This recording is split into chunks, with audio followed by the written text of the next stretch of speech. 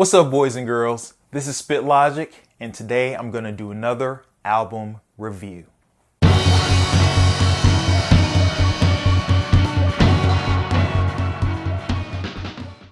Run the Jewels 3 is the latest album from Run the Jewels, a group consisting of LP and Killer Mike.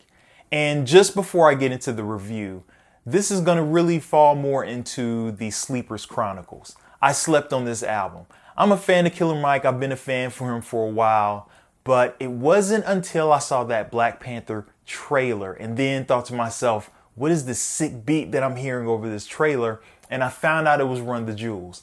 I went to the beat, I saw the video, Legend Has It, and from that point, I was just saying to myself, what have you been doing? What have you been doing with yourself? So I purchased the album. I purchased it on CD and listened to it and told myself, you know, I need to do a review of this album. So with any album review, we're going to go over the beats, the lyrics, the quality, the theme, and the standouts. What is it about this album that makes it unique, and should you buy it? So let's get started.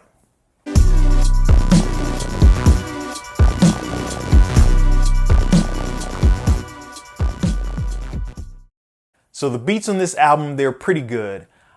The beats use pretty much the same sounds, the same kind of feel to the beats.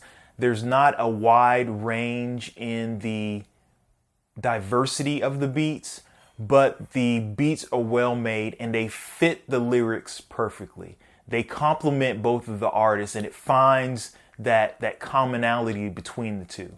Killer Mike and LP, they have different rhyming styles. They rhyme about the same subject in a different way. And the beats found a way to bring a compromise between the two, which I really enjoyed. Give me a hand and a double, I split your face like some aces. I got a fragrance of wearing, call I will sit on your basics. The money want me to have it, I have a hunger. So the lyrics on this album are really good. I've always been a fan of Killer Mike's delivery. In my opinion, when he was, with Organized Noise, he was the Capadonna of Organized Noise in the same way that Capadonna was to Wu-Tang. He was that lyricist that came in and added a certain flair that Organized Noise didn't necessarily have. And it also brought about a branching out of that group. I am a huge fan of Killer Mike. I wasn't really that much on board with LP, but definitely listening to this album, I have a lot of respect for him as an artist. I would say the lyrics are pretty good. They are very raunchy. They have a lot of flair, a lot of swag with them. And I enjoy listening to the lyrics and I can hear them in my head after I listen to them. You're driving and you listen to the song and there are those certain lines that just hit you. They're not necessarily made in traditional punchline fashion, but they say certain things, they say certain phrases that just click and just stick with you.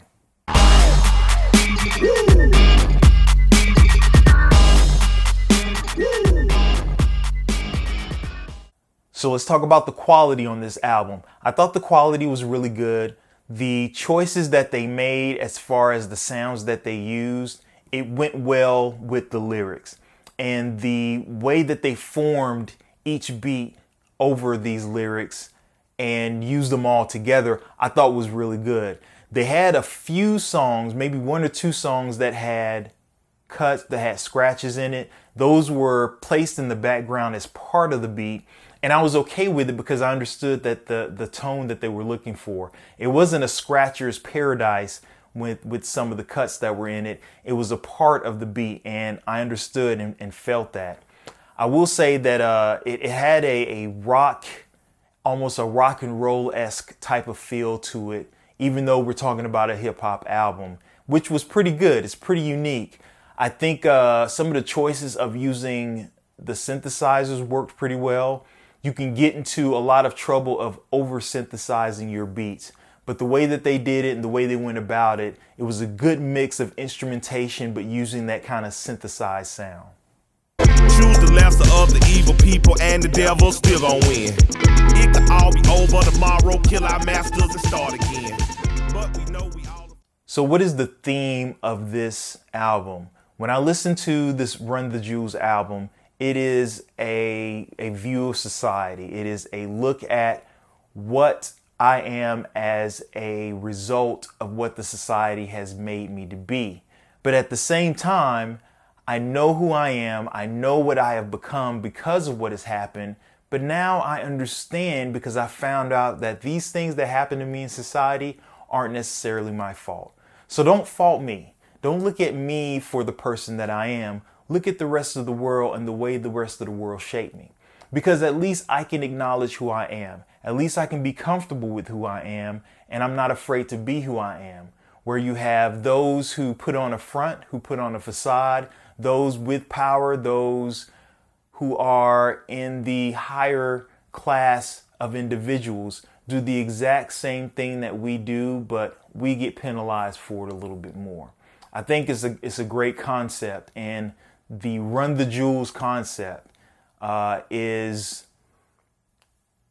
the American way. It is the way that societies are built. No one has built an empire, has created success, has accumulated billions of dollars without stealing or taking from someone else. And this is exactly what this album represents. G-O-L-D, G-O-L-D, it's gold. G-O-L-D, G-O-L-D, that's... I got a good thing with a bad bitch, that's rare, bitch. Standouts on this album. I talk about the rap duo. I think it is probably the greatest combination when you're talking about a hip hop album. If you go with a trio, I believe you can drown some people out. A single artist sometimes is going to need some support, some feature tracks on it to assist them with their album. But when you have a duo, you have met the right mix to where they can do an entire album with 0 features. They can do an entire album with 1 or 2 features, and it holds its own. It's amazing because I'm thinking about this album. I'm thinking about Run the Jewels. And I know in an earlier review, I did a Cess Crew album, and I put Cess Crew along that lineage. I would have to say that Run the Jewels is right there at the same plane as Cess Crew. It's a weird dynamic too, because you have 2 individuals on independent music label, and they have a certain sound with the music that they make, an interracial group, mind you, and it's built on this hip hop foundation with a modern sound. And Run the Jewels does that. They are a dynamic duo with different rhyming styles, different approaches, and different viewpoints, but it meets at the crossroads. It is the same album, the same individuals with different minds saying the same thing.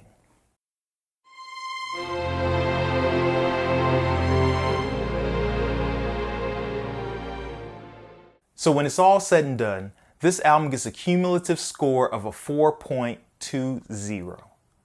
I thought this was a great album. This was an album I slept on, and I'm going to try not to sleep on any albums like this again, but you just never know.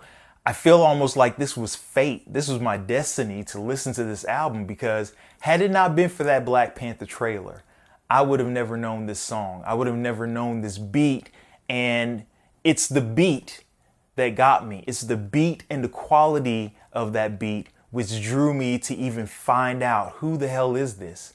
This was a great album, and I really enjoyed it. I hope they remain a group.